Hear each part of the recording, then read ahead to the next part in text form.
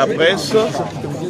Nous venons de sortir de la Cour constitutionnelle et comme vous le saviez, nous avions 2 dossiers de contentieux nous concernant. Au prononcé de l'audience de séjour, la Cour constitutionnelle a statué à nouveau sur le dossier de M. Tshisekedi, qui malgré sa rétractation à l'audience du vendredi, est quand même revenu soutenir ses moyens par une note de plaidoirie. Ce qui fait que la Cour a été obligée de statuer et de déclarer de manière maintenant claire et nette l'irrecevabilité de son affaire.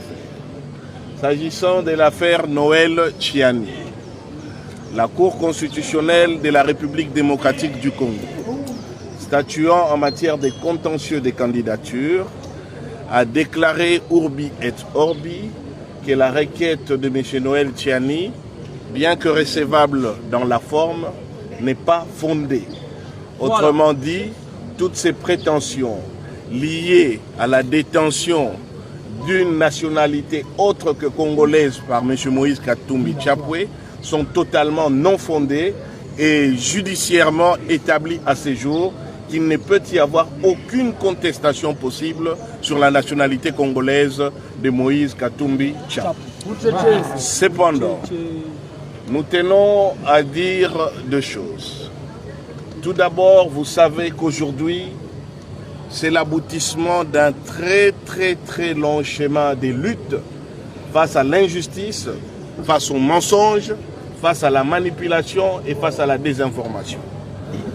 Nous devons aujourd'hui dédier ces moments importants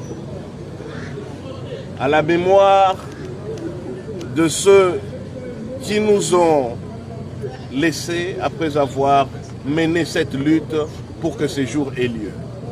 Nous pensons à feu Pierre Lumbi au Congo, d'illustre mémoire. Nous pensons à feu Baba Antoine Gabriel Kyungu à Kumwanza, d'illustre mémoire.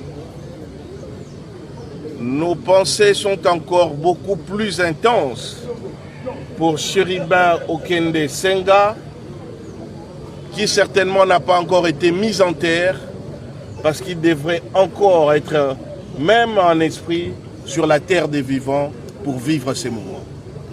À savoir que la candidature de Moïse Katumbi Tchapwe est retenue.